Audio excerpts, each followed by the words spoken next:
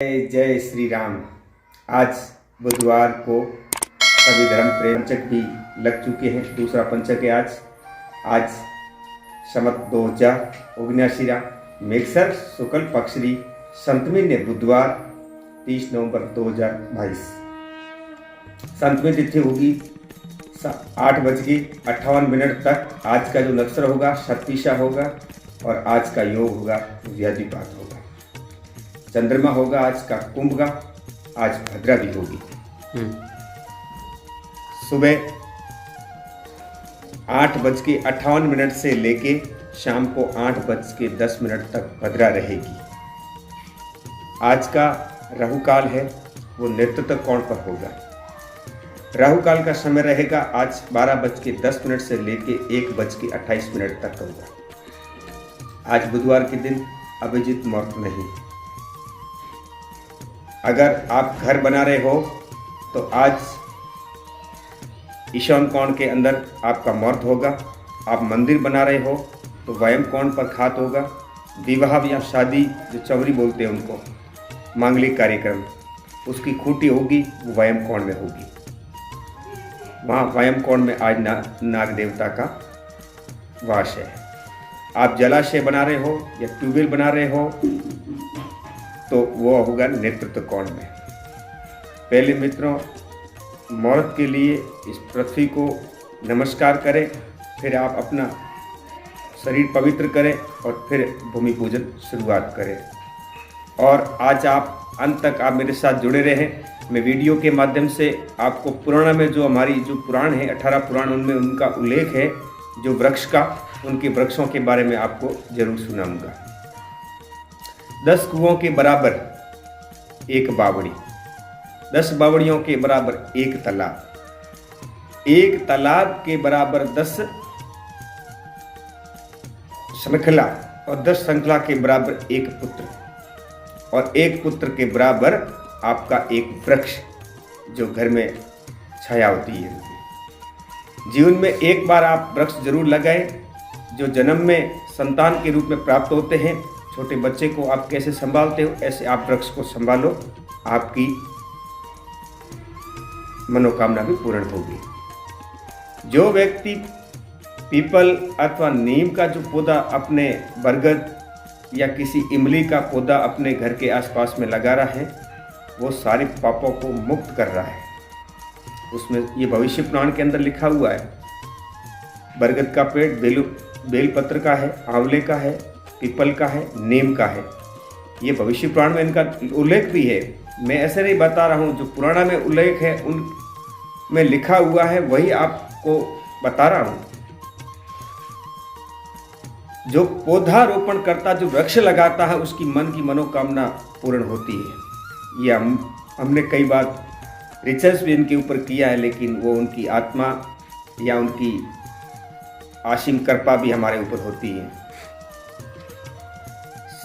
फिर मित्रों एक और बता रहा हूँ आपको, शास्त्रों के अनुसार जो पीपल का वृक्ष लगाता है ना, उसको संतान लाभ होता है। लेकिन एक बात का ध्यान जरूर रखें, अपने घर में पीपल का वृक्ष नहीं लगाएं, घर के आसपास में भी नहीं लगाएं।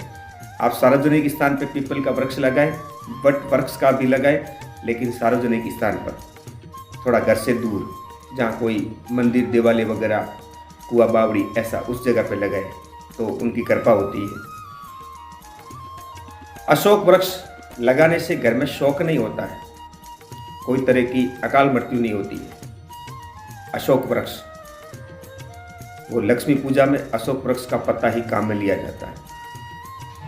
पाकड़ का वृक्ष लगाने से उत्तम ज्ञान प्राप्त होता है, उसमें ज्ञान की प्राप्ति होती है, बुद्धि उनकी तेज दौड़ती है। बेल का पत्र लगाने से दीर्घ आयु बढ़ती है। बेल पत्र जो शंकर भगवान शिवलिंग पे बेल पत्र चढ़ता है, उनकी उम्र हमेशा दीर्घ आयु, लंबी आयु का उनको आशीर्वाद प्राप्त होता है। वट वृक्ष लगाने से मोक्ष प्राप्त होता है।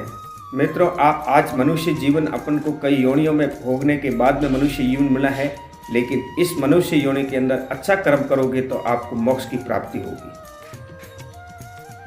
और आम का वृक्ष लगाने से आपकी कामना सिद्ध होगी।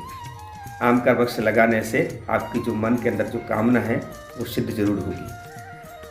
कदम का वृक्ष करने से आपकी घर में लक्ष्मी की आराधना और लक्ष्मी की प्राप्ति होगी। और मैं आपको इसके बारे में मेरे साथ जुड़े रहे, मैं आपको ज़रूर बताऊंगा। जो कोई इन वृक्षों के पौधों को रोपण करेगा, उनकी देखभाल करेगा, उसे नरक का दर्शन कभी नहीं करना पड़ेगा। ये फैक्ट है। ये हमारे भविष्य पुराण और स्कंद पुराण और मार्कंडेय पुराण, इनमें इनका उल्लेख भी दिया गया है। इस सीख का अनुसरण करने के कारण हमारी परिस्थितियों में आज का स्वरूप में नरक में दर्शन हो रहे हैं। गुलमोहर गिरी के वृक्ष अपने देश में पर्यावरण में एक घातक है। ऐसे पौधे तो अपने नहीं हैं अभी, नीलगिरी है, गुलमोहर है। पश्चिमी देशों में अनुसरण कर हम ऐसे कई वृक्ष हैं, उनमें वो अभी अपने भारत देश में नहीं है। इन पौधों को वनस्पति से हमारे वृक्ष वातावरण का ऑक्सीजन हमारे घर में भी प्राप्त होता है। घर में कोई रोग, कोई नकारात्मक ऊर्जा ऐसी प्रवृत्ति नहीं होती है। क्यों? क्योंकि इन वृक्षों की जो मूले ब्रह्मा विष्णु शाखा शंकर मेवच पत्रे पत्रे द्र सर्वव्याम वृक्षराजो नमो यास्तु। ये सबसे राजा कहलाता है पीपल का वृक्ष है ना, मूल ब्रह्मा है। हमेशा अपन ये प्रयास जरूर करते हैं, लेकिन आज दिन तक ये प्रयास नहीं किया है कि इनका मूल जड़ कहाँ है। आप अपने देवताओं को पूजते हैं, देवताओं के आगे हाथ जोड़ते हैं, नतमस्तक होकर प्रणाम करते हैं, तो आप जड़ में जाइए। पेड़ कहाँ खड़ा है, पेड़ की जड़ कहाँ है, उसका मूल कहाँ है, उस जड़ में आप जाओ, तब आपको गहरा पता लगेगा कि वास्तव में अंदर कोई परमात्मा का वास है।